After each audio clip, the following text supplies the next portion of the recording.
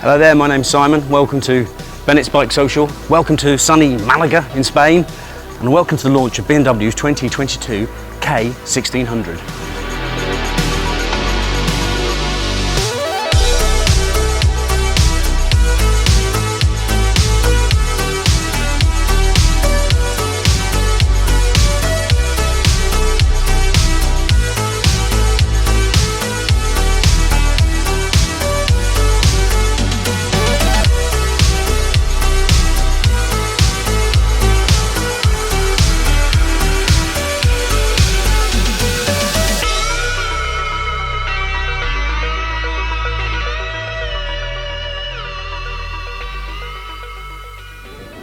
Hello and welcome to the first few kilometres on BMW's 2022 K1600. And we've just come off a few miles on the motorway, which normally I try and avoid talking while riding on a motorway because it's too noisy. But in this case, with the screen up, I think it might have been quiet enough because it really is eerily quiet. Let's put it down. I don't like doing anything other than motorway with the screen up because it distracts me. So here we go, that screen full down now. How about that? So, BMW's 2022 K1600. Well, before we go any further, I mean, just admire the view. I mean, this is fairly absurd. Look at this stuff. It is like flying a spaceship on two wheels. I mean, it's pretty incredible. There are bikes with more buttons and more complication. I think, you know, Africa Twin owners will look at this and wonder where all the buttons have gone, given this bike's functionality. BMW kind of hide it all away. Should we flick that so we can see a sat-nav on there? Look at that, sat-nav.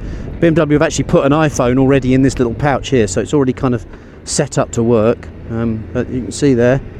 I don't know if that's Apple CarPlay or whether that's BMW's proprietary. I think that's BMW's proprietary sat-nav, which you have to have via an app. I could be wrong. These things are so complex for an old duffer like me. It's hard to work some of this stuff out.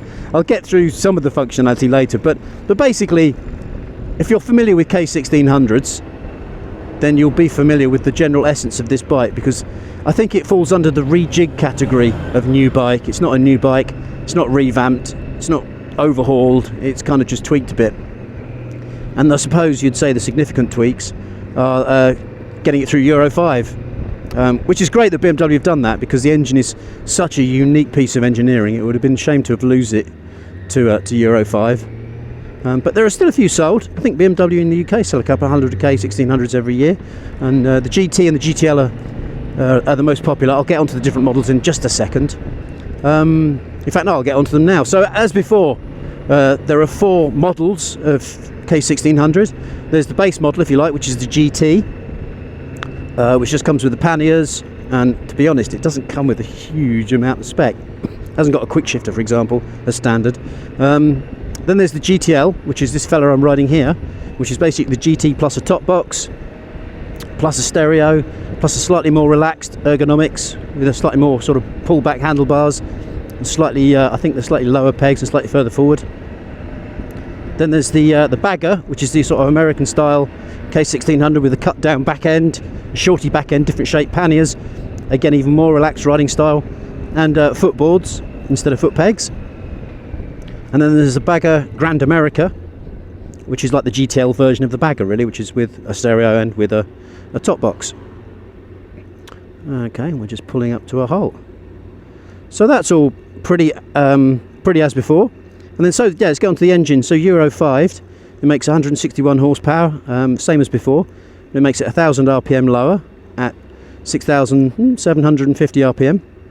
It makes a little bit more torque, 133 pound-foot of torque at 5,250 RPM, which is pretty low revving. And the reason for an inline engine that it's low revving is because it's actually quite a long stroke. To keep the engine narrow, it's only about 122 mil, I think it is, wider than the old K1300 inline 4. And so yeah, with a longer stroke, the bores are narrower, so therefore the engine can be less wide. It's certainly not, you know, uncomfortably wide. It's not clumsily wide. It's quite a narrow engine, really. Yeah, and it makes an awful lot of power. That's a lot of performance. You'll note that 160 horsepower and 133 pound-foot of torque is more than the K1600's nearest rival, which I guess would be the Goldwing, which is obviously an 1800cc thing. But that's making about 125 bhp, I think, and about 125 pound-foot of torque. So in terms of performance, K1600 wins that one. What else is new for this year? The TFT screen, the 10.25 inch great big wide thing, which is I'm not sure if I like them or not. I mean, it's, you know, seen before on the R1250 RT, but it's almost too wide to take in, really. I don't like screens where you have to scan them. I just like to be able to look in one place and see what I need to see, rather than have to actually go to the effort of moving my eyes from side to side. But anyway, and so yeah, the electronics have been revised as well. So I'd imagine well, I don't imagine, I know the ESAII, dynamic ESAII electronics semi-active suspension has been improved with its settings, and it now has the K1600 now has self-leveling preload, so whatever you load the bike up with, it will adapt automatically. Oh, listen to that engine, it's so groovy. What an amazing thing. And so yeah, kind of, that's really, there's a few other bits and bobs, but sort of overall, that's the big thing. Yo dude, you alright? So what a beast. I mean, just look at it. I mean, you know, if you're familiar with the K600, K16s, you'll know how agile this thing is. Once it's rolling, with its dual lever front end separating, look, I'm squeezing the brake, the line doesn't change. This dual lever front end separates the forces of steering, excuse me, from the forces of braking, which is fantastic, because it means you have absolutely no weight through the steering due to sort of suspension forces. The steering is always true and accurate, whatever you're doing with it. Yeah, and it's pretty agile for a big old girl. It's 343 kilograms, which is the base GT, which is no lightweight, but again, it's lighter than the Goldwing. And so there we are. That's a really quick sort of thumbnail sketch of the K1600. I'll get into the sort of the ins and outs. There's all this functionality. I mean, I could sit here and show you all the buttons do, but to be honest, it's the same as the old one, and it's not that interesting. You can change riding modes, obviously. Tank range on these things is well over, I think it's up for 250 miles, and that's the only reason for that to change from before. Fuel consumption is, I think it drinks a little bit more fuel, but it varies so much with riding style and riding conditions. 250 miles from the tank is what you need to know. The electric screen, like I say, is again, it's the same as before. It's all encompassing, it's all up there if you need it to be, pretty flat if you don't. What have we got? The BMW sort of rotary controller here, which changes, well, there it appears to be changing the volume even though the radio's off. Of course, we have the stereo. We have 4 favourite buttons. That's new for this year, I think. You can program your favourite radio functions into these 4 buttons. You can see them down here. And we have a lockable compartment down here, which there's one lockable compartment that's brand new, has a USB charger in it. I'm not sure if it's that one or it's this one up the top. It must be this one at the top, I suppose. Again, you can only access it when the screen's up, I think, and the bike's not moving. A quick word about prices, I guess. Let's see if I can get these roughly right. So the base GT and the bagger, there's a couple of £100 between those. I think the bagger is slightly cheaper, but the base GT starts at effectively £20,400. Yes, you heard me right. Then you get the GTL, which is up there at £22,000. And then you get the Grand America, which is the most expensive of the lot, which is around about, I think it's £24,400. Like I say, in the UK, the GT and the GTL are the best sellers. They're about equal on sales. And yeah, again, you know, people will be asking the question, what's the point of the K1600? It's a bit extreme in these slightly sort of conservative days of taking care of the environment and watching emissions, and it seems a bit excessive. I'm not sure if there's, I don't know, motorcycling used to be about excessive performance, excessive handling, excessive everything. And I think if you're still into excess, it doesn't get a lot more excessive than this thing.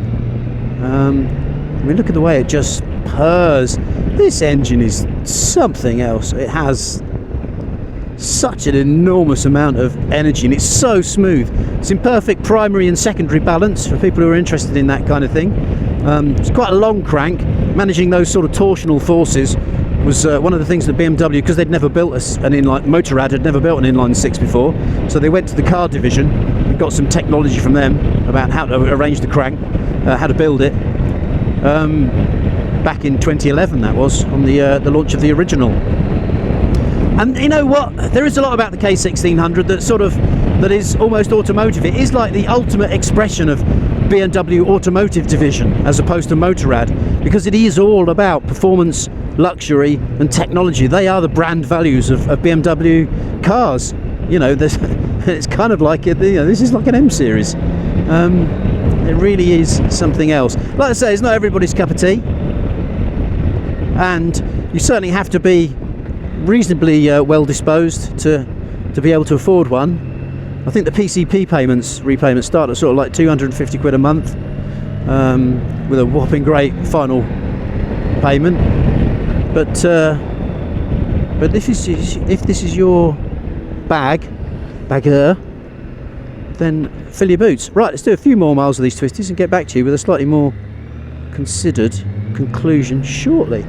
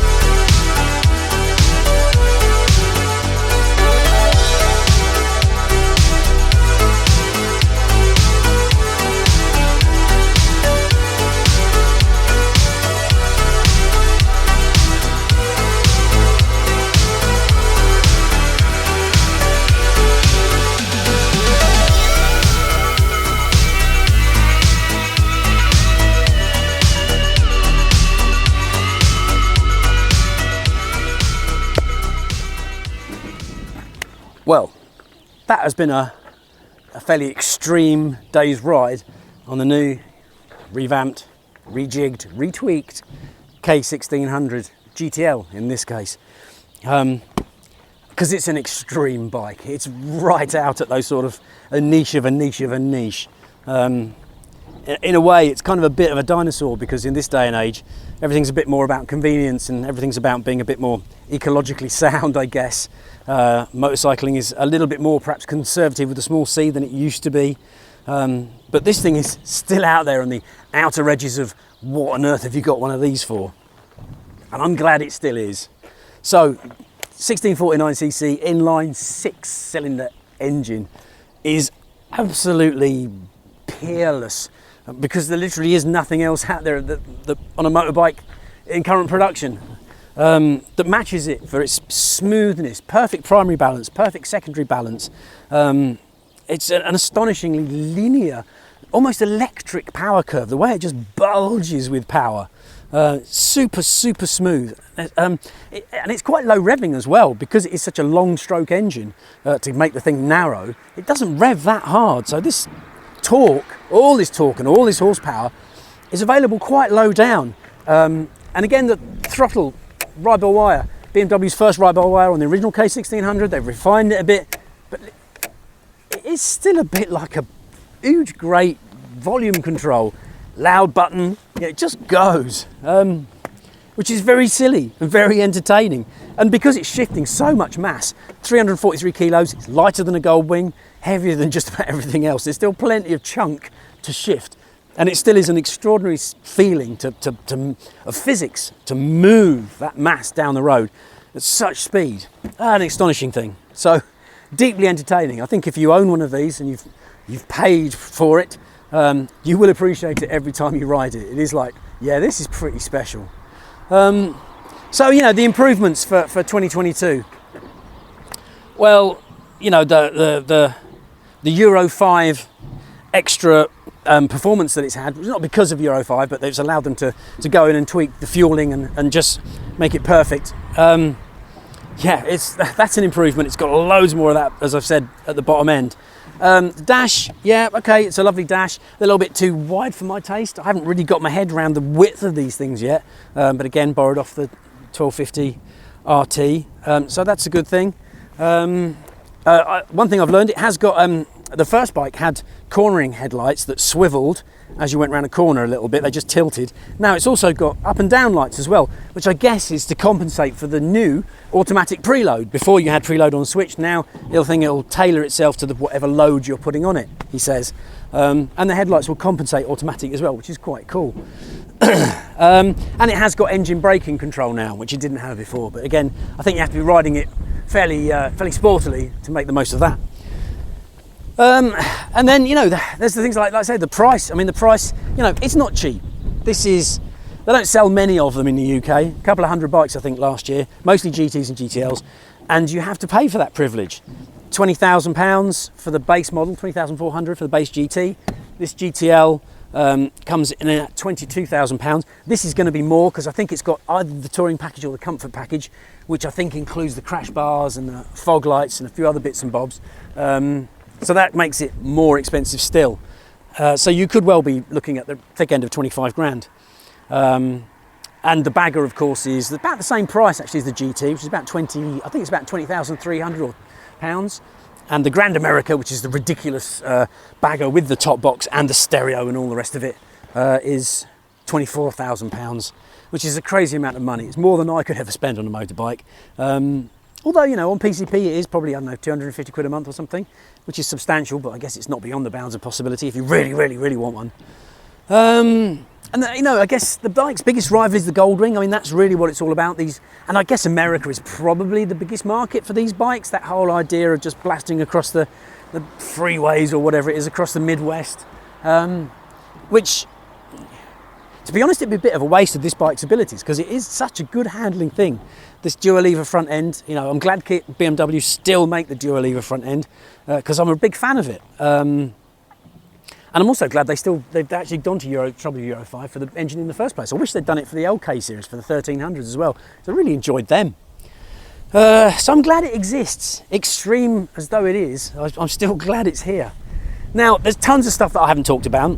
There's tons of functionality, like the reverse gear that came in a few years ago, like the modes, the dynamic mode and the rain mode, and like the tank range, which is 250 miles, there's a couple of things it hasn't got, which I'll just quickly mention if I haven't already. For the price you pay, it should come with a quick shifter, up and down quick shifter, and it doesn't. That's pretty appalling to me. And it doesn't come with the adaptive cruise control, which is a really strange omission because the 1250 does. And BMW say it's because they have to re-engineer the front end to fit the hardware, but they did that with the 1250, so why couldn't they do it with this? I think that's a little bit of an omission. But aside from that, you know, it's got two lockable compartments, one here, one down here. I think there's one under here as well where you can put your iPhone with a USB port. I mean, I'll tell you one thing, I wouldn't pay for the stereo. You still can't hear it when you're doing more than about 80 miles an hour. And it sounds really tinny and rubbish anyway. I mean, surely if people want to listen to music these days, they use in-ears, don't they? So yeah, I think that's a bit of a waste of time. But apart from that, ergonomics, man, this thing with the fairing, with the screen right up, you can just sit there in perfect silence. It's ridiculous. And it really does boogie as well. If you want to, you can really thrash this thing along. There we go anyway. I've rattled on enough. That's a brief riding impression, not an exhaustive list of all the things that this bike does and all the options, because there are tons of them. And it would be boring for you, and it would definitely be boring for me to go through it all now. If you want to find all that stuff out, get onto the review at bikesocial.co.uk. It's not all just about video. There are some written words there. I know it's a little bit more effort, but go on, take the time to read it. It'll be worth it. You can find all the information about the bike written out there in exhaustive detail.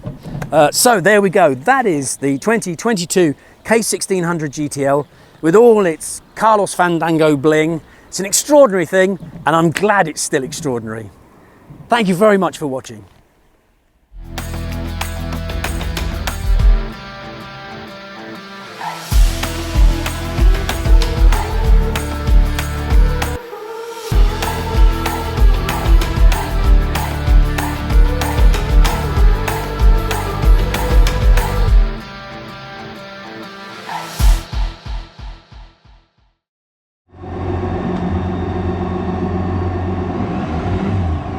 How do you make reverse gear work? Hold the start button down. Alright. Got that then? Yeah, so Oh, so you put that in reverse and then... Hey!